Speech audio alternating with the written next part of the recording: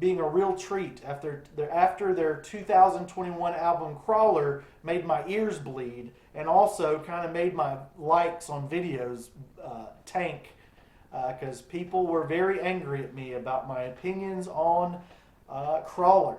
But I'd like to tank to talk. It's pretty good.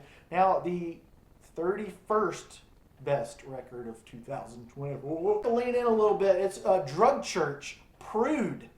And this is an album that's 28 minutes, and it's just a blast in your spirit of melody, aggression, and New York. What is it? It's New York post-hardcore that you can laugh to, you can cry to it at the same time. It's literally, it sounds just like Blue October as a post-core band. And I love that these guys have 5 albums out there to enjoy. Drug Church, check them out. At number 30, we got Neon Pill by Cage the Elephant. And these guys are just outside of the periphery of my usual listening habits. But Neon Pill has some great tunes like Silent Picture and Over Your Shoulder. Number 29, D12, Return of the Dirty Dozen, Volume 2. D12 are releasing a ton of material in 2024, but Volume 2 contains some of the best material, like We Made It, and it's nice to hear Eminem and his band doing us dirty yet again. Number 28, we got Dwight Yoakam, Brighter Days. And whoa, this is wild. This bottom of my list, you got rap and country and rock.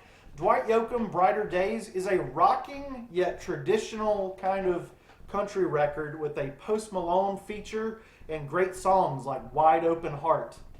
But don't worry guys, as we get higher and higher on this list, We go hard into punk rock insanity at the cream of the crop at the top.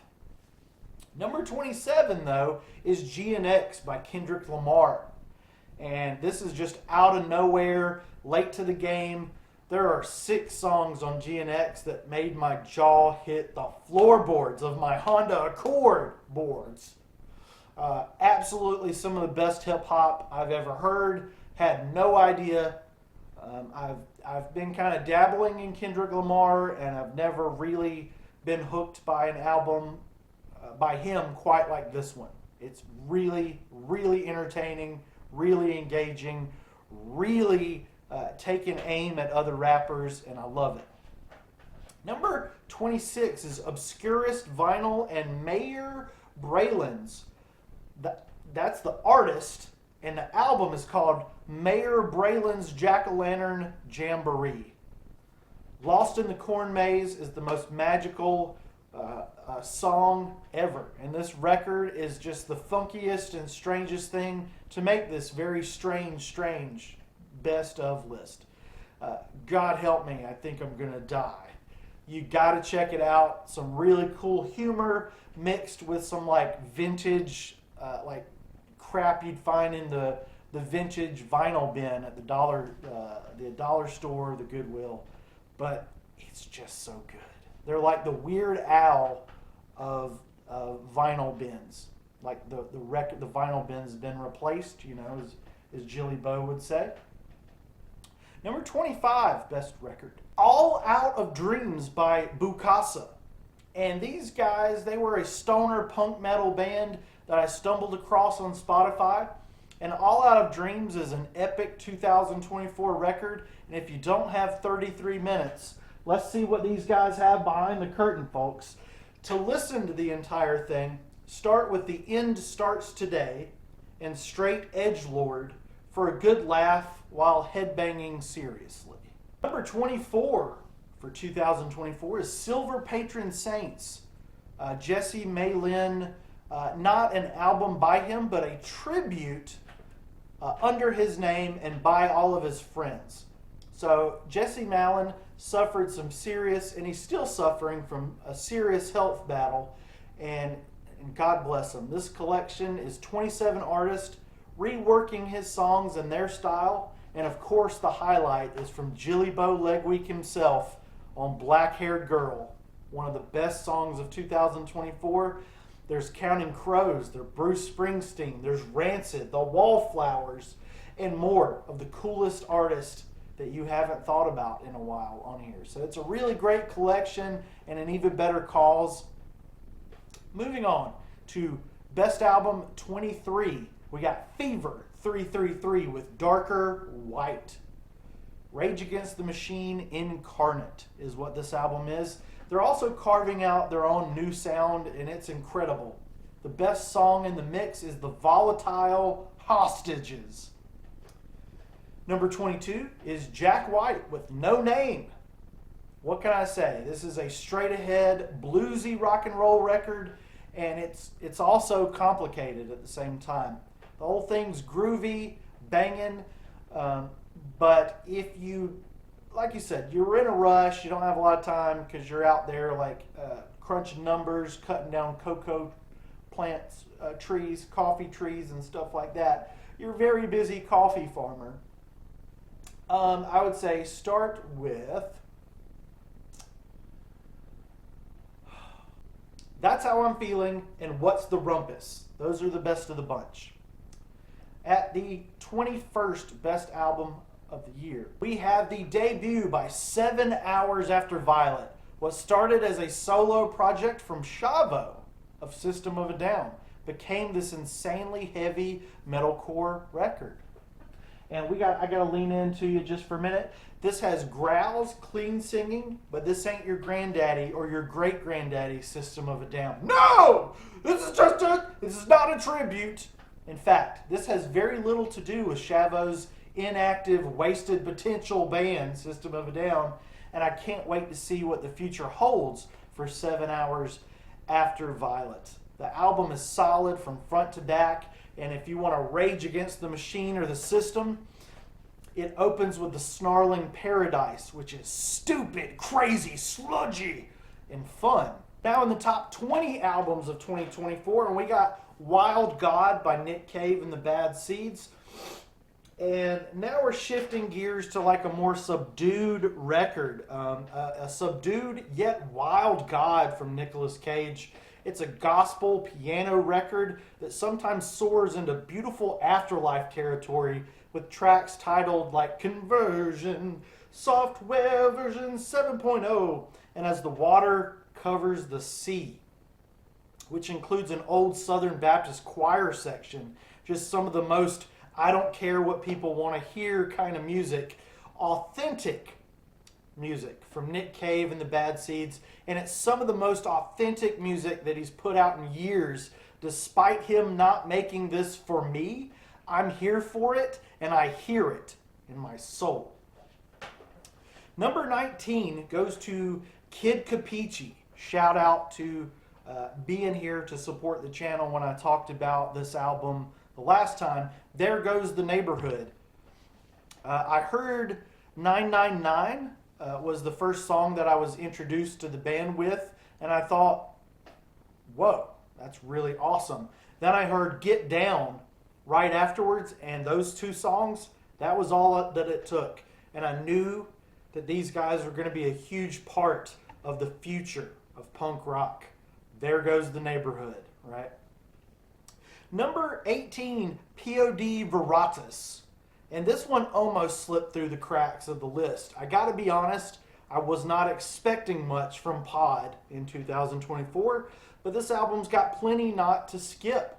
Like Drop, I Got That, Not Afraid to Die, Lies We Tell Ourselves, Feeling Strange, all extremely good pop rock tunes that are heavy and don't get old after repeated listens.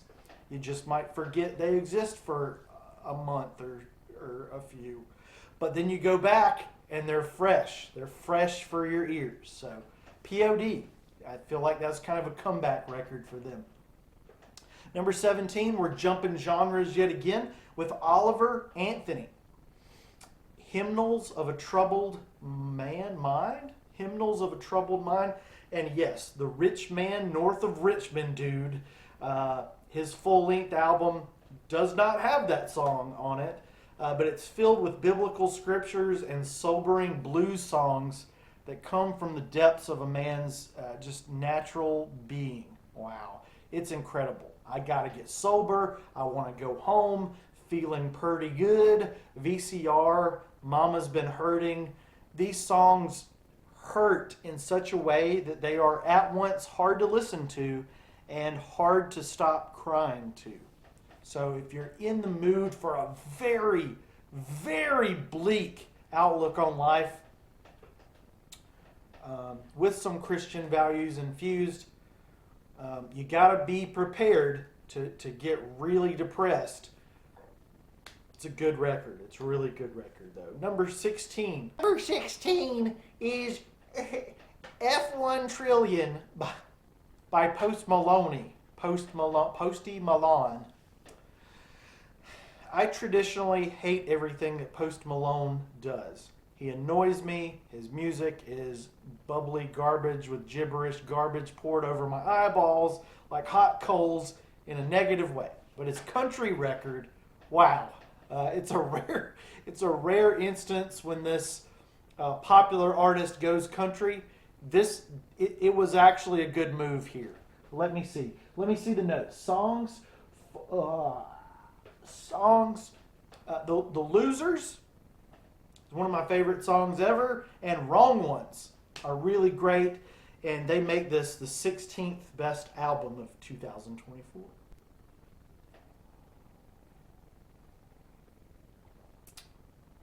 I needed some hot coffee because it's a cold world out there. It actually is really cold out there right now. Number 15 is Cold World by Death Lens. And, alright, so I had Post Malone, but with Cold World by Death Lens, I need my cred back, right? I get my hipster card. I think I get my punk rock card with this one too. I get them back from you guys because Deathland's Cold World, Deathlands, this is a band that's been around for more than a decade, but when the title track Cold World came over my ears, my spirit left my body just a little bit. I might have peed a little too. It's not just a cold world, it's a chilling and haunting, and I just believe every single word of this song. And just this one song made me believe every word this band preaches just by the sentimentality of that song by itself. One of the best songs of the year at the 15th best album of 2024. Deathlands are definitely like a kind of a hardcore punk band that are still, they're shooting for a higher level of excellence, and they're gonna blow right by it. Ah! Ah! Number 14, Heavy Jelly by Soft Play. Soft Play are a band I discovered under their dead name over on mp3va.com. I'm going to get this right. And let's not talk about the band's dead name. You can learn the story from the song called Punk's Dead, which is the highlight of this record. But there's so many great songs, like Mirror Muscles, for an extremely fresh take on the punk sound, because you know, when a genre has been rotting for 40 some years, sometimes maggots taste pretty juicy. And that's what Heavy Jelly is about to me. This is the future jellyification of punk rock, and it's just, the maggots taste so good. Number 13, Eminem, Coopy de Grocky. And this is Eminem's best album in years. Most of the Coop de Grocky songs are extremely entertaining and fun. Eminem may just show us how an elderly rapper can age gracefully in the spotlight. Number 12. This is kind of an odd one. I might have to give you my cred cards back. This is Uncle Kracker's Coffee and Beer. And lucky number, now Eminem was lucky number 13. I think at one point Uncle Kracker was 13, but he went. Yeah, Uncle Kracker beat Eminem. That's right. Number 12! Uncle Kracker, Coffee and Beer. What a terrible combination. But musically it works pretty good. If I had guilty pleasures, Uncle Kracker definitely would be one. Uncle Kracker's Coffee and Beer contains good music though, and you can go ahead and just take my hipster and my punk card, because I don't need cards to be me.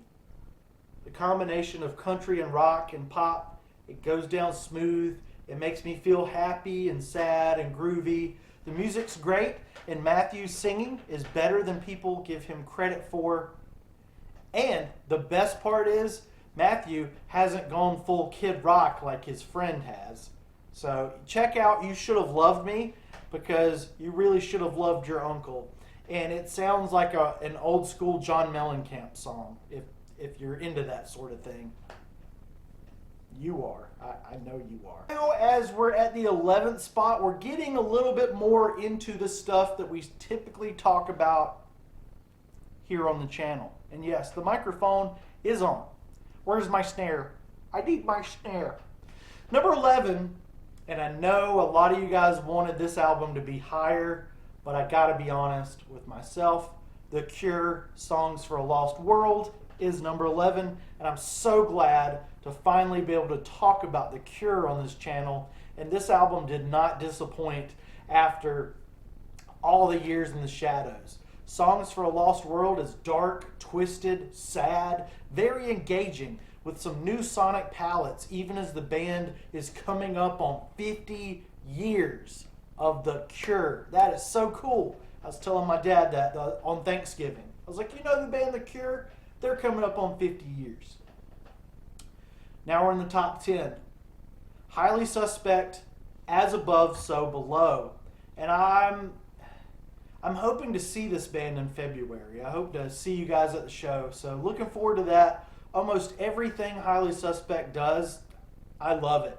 And as above, so below, it doesn't disappoint with an interesting twist on alternative rock for a sound with a splish splash of hip hop and a smack in the face of blues.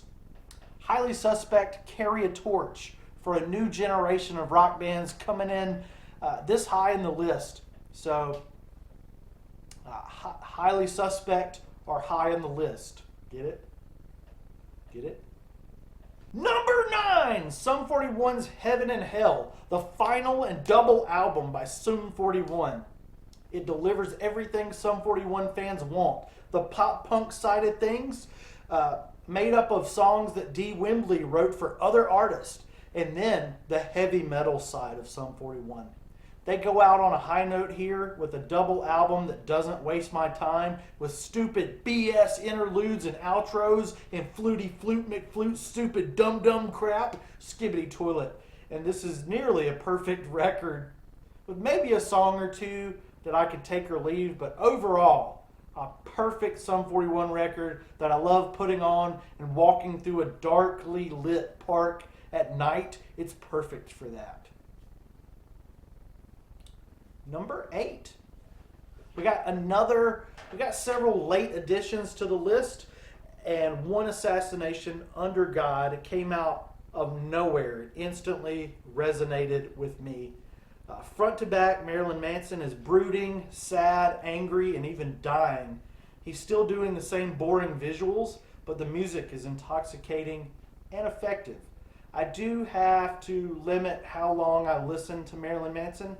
When I was back a few years ago, I was going through his entire catalog, and I loved it, but it did start to negatively affect me, despite how I believe that rock and roll music is important. It's therapeutic, and it was therapeutic for a while, but it's important to listen to a wide variety of emotions, and while Marilyn Manson isn't one note, he certainly isn't having as much fun as the next 7 artists that we're about to talk to when he's making music. So, I love you, Brian, but these other bands are having way more fun. Number 7, we got Hole in My Head by Laura Jane Grace. And it took me a long time to accept that Against Me really might be gone, and to get used to what Laura Jane was doing outside of that near perfect band. But I'm finally getting with it, and the bops like Punk Rockin' Basements. Hole in My Head is a fun venture into the wild self-deprecation, and I love it.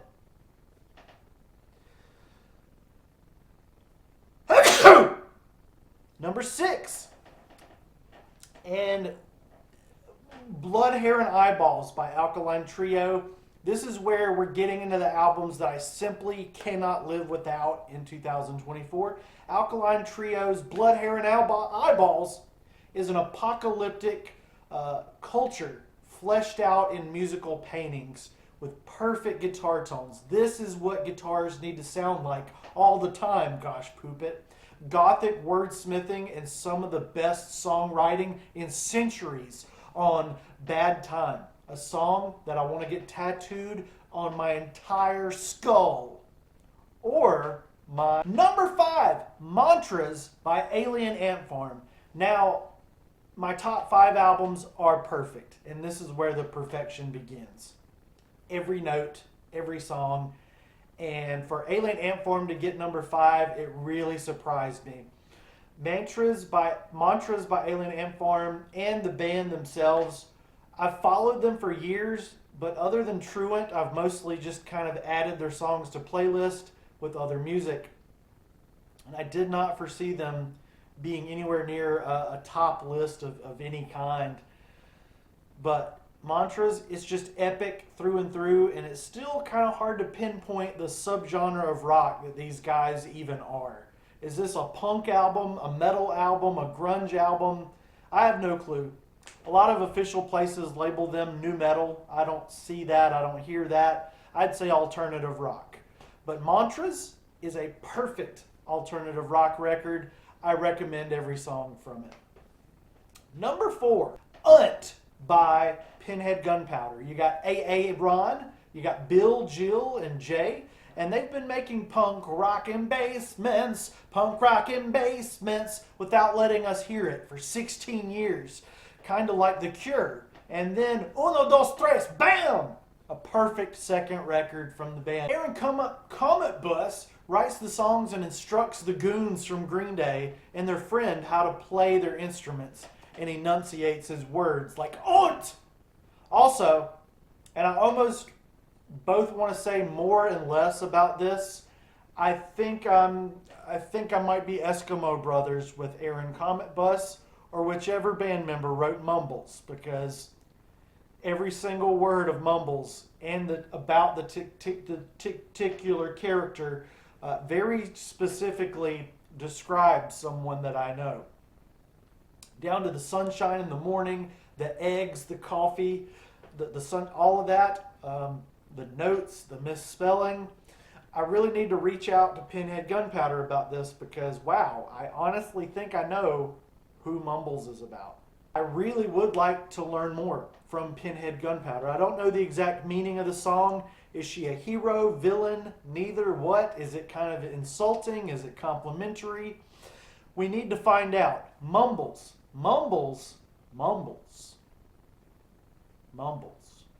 Number 3 goes to From Zero, the Linkin Park album that everybody's talking about. Linkin Park have reinvented themselves in 2024 with a new lead singer, a new drummer, a new live guitarist, and this could have been irrelevant trash, but it's the 3rd best record of the year. It's heavier than I expected, but still keeping their mainstream sensibilities.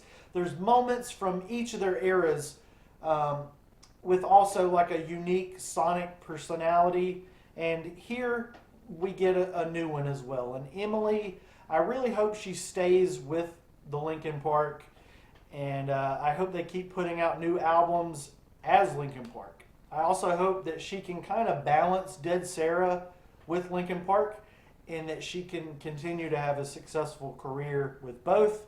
But other than the stupid DA intro, I wouldn't change a thing about From Zero. It's front to back, a fun listen, really engaging, really emotionally charged.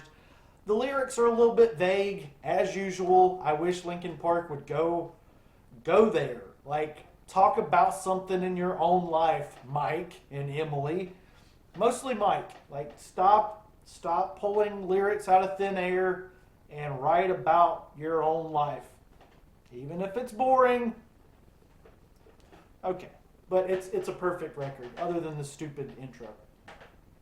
Number 2, second best album of 2024, is the 11th album from The Offspring, Supercharged.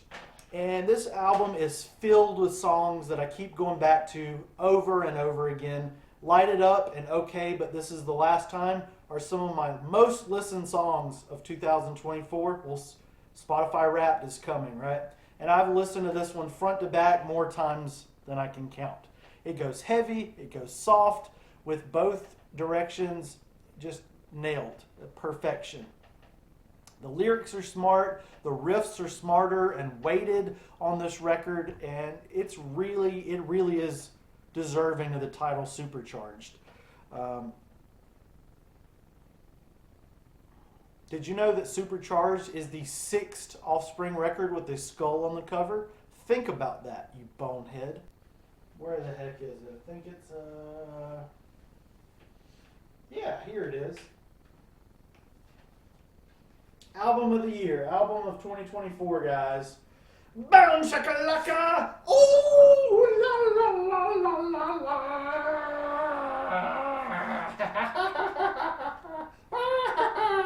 Freaking Saviors, man!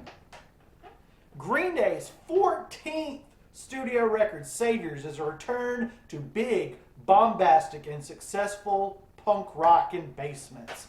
There's everything a Green Day fan could want here. Straight up punk rock, like Look Ma No Brains in 1981, and a variety of sounds that Green Day proved to be the masters of. They are the masters of their domain.